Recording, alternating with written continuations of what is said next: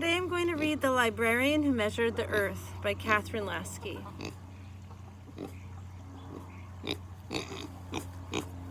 Hello, Angus. That's kind of cool.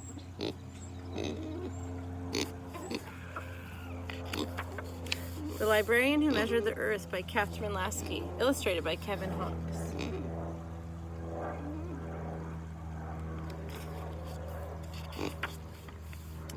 It's a long author's note that I'm going to pass by today. To all the children who dare to ask questions and continue to wonder. To David, who is never satisfied. More than 2,000 years ago, a very smart baby was born. His name was Eratosthenes.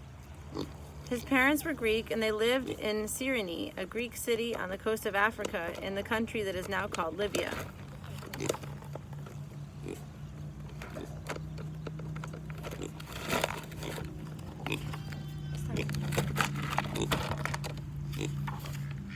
Even as a baby, Eratosthenes was curious and full of wonder. He would crawl across the kitchen floor to follow the paths of ants. He wondered why there were beads of water on the cistern in the morning.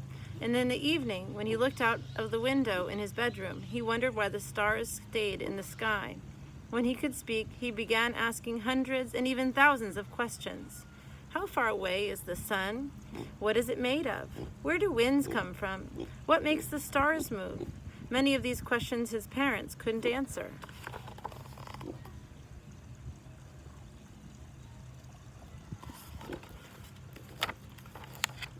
When he was 6 years old, he went to school. It was called the gymnasium. Although the original meaning of the word was exercise ground, a gymnasium was also a school. Every morning, Eratosthenes, like other Greek boys, would be taken there by a family slave.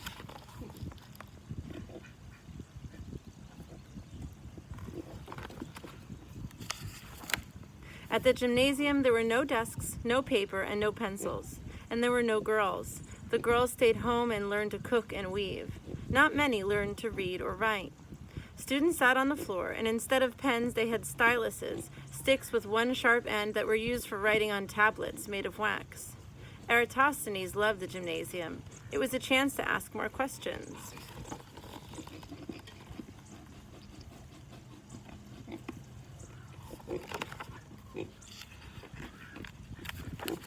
In between asking questions, he and the other students learned reading, writing, arithmetic, music, and poetry. They even learned how to play the lyre and recite poetry at the same time. Eratosthenes was good at all of these subjects, and he was a real whiz in math. But his absolute favorite subject was geography. He bombarded his teachers with questions. How much of the earth is land? How high is the highest mountain? Is there a map of the earth?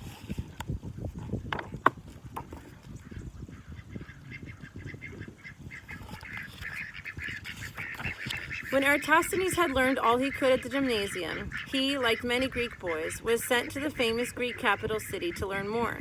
He said goodbye to his parents and his teachers and sailed to Athens. In Athens, he studied mathematics, philosophy, and science. There wasn't much time for the lyre or marbles, but there was always time for questions.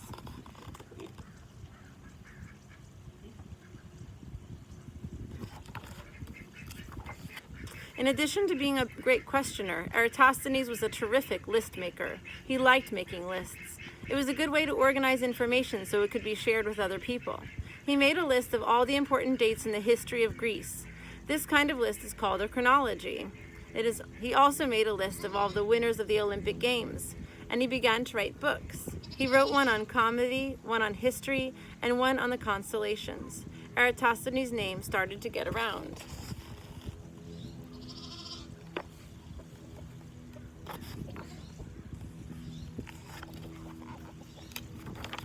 When Eratosthenes was 30 years old, a king called Ptolemy III, the ruler of Egypt, asked him to serve as a tutor for his son Philopator in Alexandria. Eratosthenes was ecstatic. For a scholar like himself, Alexandria was the most exciting place to be. It was the center of all learning. It boasted a library and a museum that were the best in the world. All the great questions about science, literature, and history could be asked and researched here.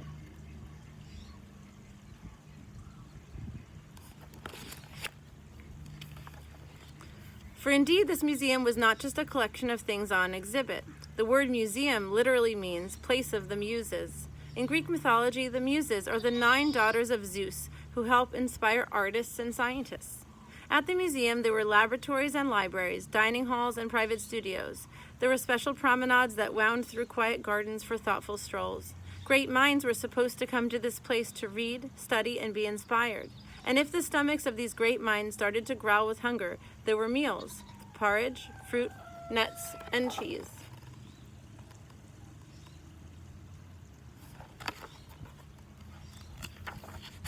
It was here that the first dictionaries and encyclopedias were written.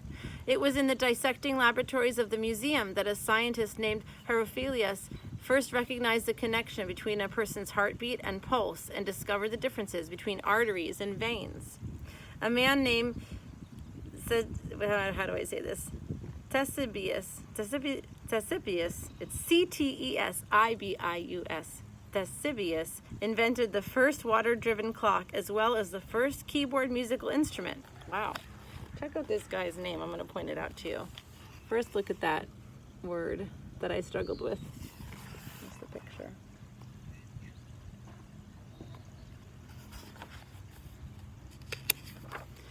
It was at the Alexandria Museum that punctuation and grammar were invented by Aristophanes.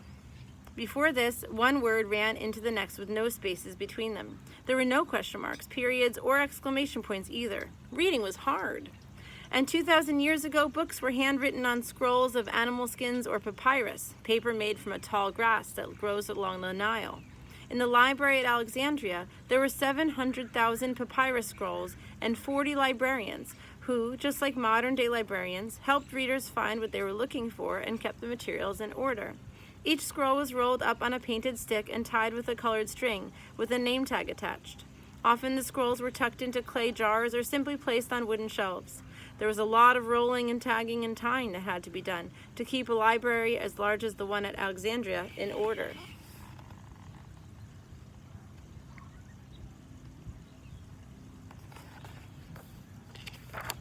Eratosthenes fit right in with all of his questions and ideas. In fact, he got a new nickname, Pentathlos. The word refers to an athlete who competes in 5 different events. It also has come to mean all-rounder in Greek. They called him that because he was good at so many different things. It was not long after he arrived that the head librarian died and Eratosthenes was appointed in his place. For a question asker and a list maker like Eratosthenes, being the head librarian was a dream come true. Now he could start to find answers to all of his questions, and the questions that were beginning to interest him were the ones right under his own 2 feet, questions about the earth, geography.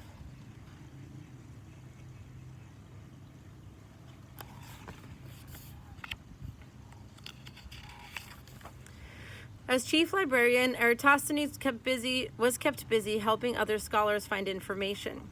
He also had to keep in the good graces of his employer, King Ptolemy, who had a touchy and nervous temperament. In fact, a royal flatterer was employed just to keep the king's spirits up. But Eratosthenes himself had to be ready with compliments and praise for the king at all times. So on one occasion, when he had solved a particularly difficult geometry problem, Eratosthenes dedicated the solution to the king. He then wrote a little poem about it and had it carved into a column that he erected in the king's honor.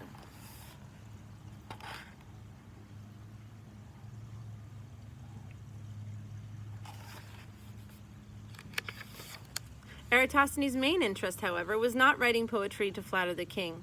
It was geography. Once upon a time, it had been thought that the earth was flat. Then, for a while, people thought that it was the shape of a cylinder. But by the time Eratosthenes was born, they knew for sure that the earth was round, a sphere.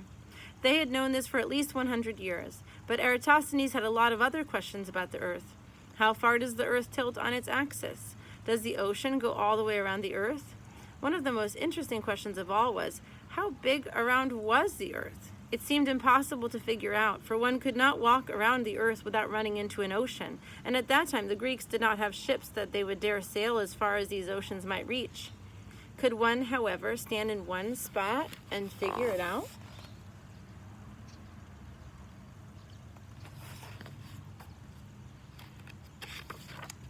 Eratosthenes began his research, unrolling scroll upon scroll, looking for bits and pieces of information that would help him answer his questions.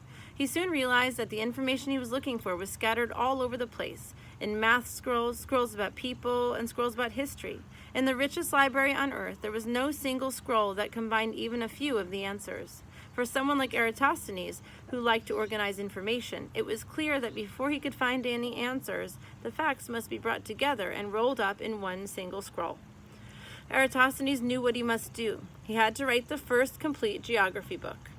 It would take Eratosthenes many years. Much of the information about the earth that Eratosthenes wanted to include was mathematical and could never be found in scrolls or by talking to people from other lands. Eratosthenes had to figure out methods of knowing, measuring, of describing, and more than anything, he wanted to measure the circumference of the earth. He knew this book would be incomplete without it.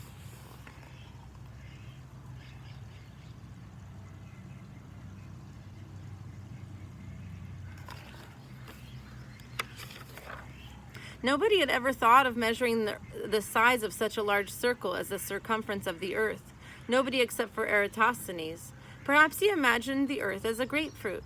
If it is sliced in half, you can see its sections. In order to measure the distance all the way around the edge of the grapefruit, their circumference, you would need to know only the distance along the edge of one section, the arc, and how many of these same-sized sections it would take to make up the whole grapefruit.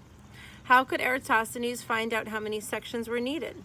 He knew that every circle, whether it is as small as a grapefruit or as big as the earth, is made up of 360 degrees. So if he could measure the inside angle of one section of his imaginary grapefruit in degrees, he could divide 360 by that number and know how many sections of that size would make up the whole.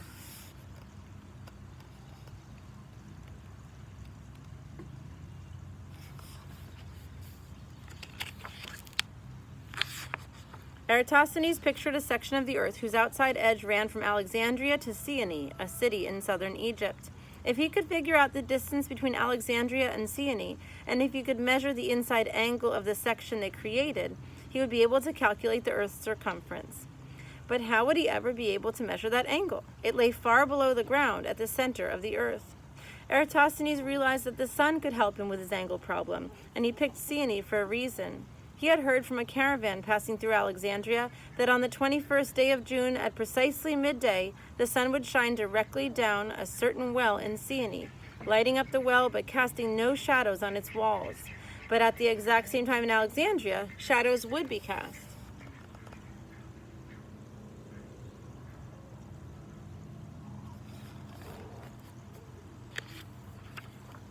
Eratosthenes knew why. It was because the earth was round. If the earth were flat, the sun would strike every place at the same angle, and the shadows would be all exactly the same. Eratosthenes knew a thing or two about shadows and angles. He knew you could measure the angle of the sun by the shadow it cast. And he knew from the mathematical texts he had read that the angle of the sun in Alexandria at noon on June 21st would be the same as the angle it lay on the center of the earth, making the inside of his Alexandria to Syene grapefruit section. So Eratosthenes walked out of the library a few minutes before noon on the 21st day of June to measure a midday shadow at Alexandria, just as the sun was falling straight down the well at Syene. He measured an angle of about 7.2 degrees. Then he divided 360 by 7.2, which equals 50. Now he knew that it would take 50 Alexandria to Syene sections to make up the circumference of the earth.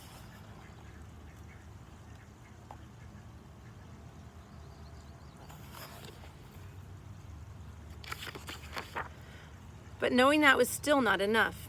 Eratosthenes had to know the length of his section's arc, the distance between the two cities. Then he could multiply this distance by 50 to find the distance around the whole earth. It would be so simple. But it wasn't. There was a problem. The problem was camels. Camels were the main manner of transport in the desert, and Eratosthenes had planned to measure the distance between the two cities by calculating how long it took camels to get from one city to another. He thought camels would be perfect, but he forgot they are ornery, stubborn, and have minds of their own. Some camel caravans went slow, and some went fast, and some camels ran off in the wrong direction. No matter how hard Eratosthenes tried, he could not record travel times for camels that were accurate enough for his mathematical equations. Finally, he threw up his hands in despair. Enough with these camels. I'm going to see the king.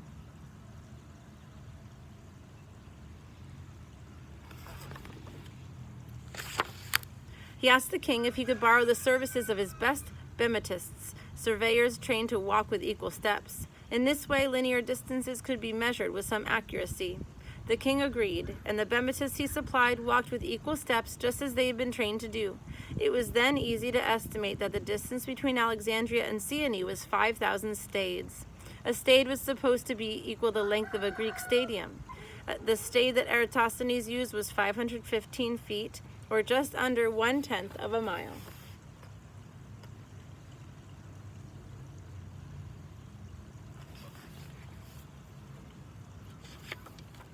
Eratosthenes now had all the numbers he needed for the formula. He calculated the circumference of the Earth to be 252,000 stades, or 24,662 miles. When the Earth was remeasured in this century, there was only a 200-mile difference between the modern-day figure and the one that Eratosthenes had calculated over 2,000 years ago. Eratosthenes' measurements provided the first accurate, mathematically based map of the world. His Geographica, the first geography book of the world, was now complete.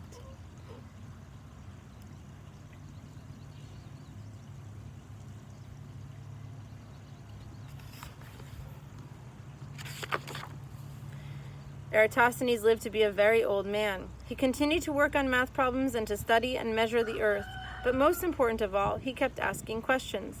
No question was ever too big or too small for Eratosthenes to think about.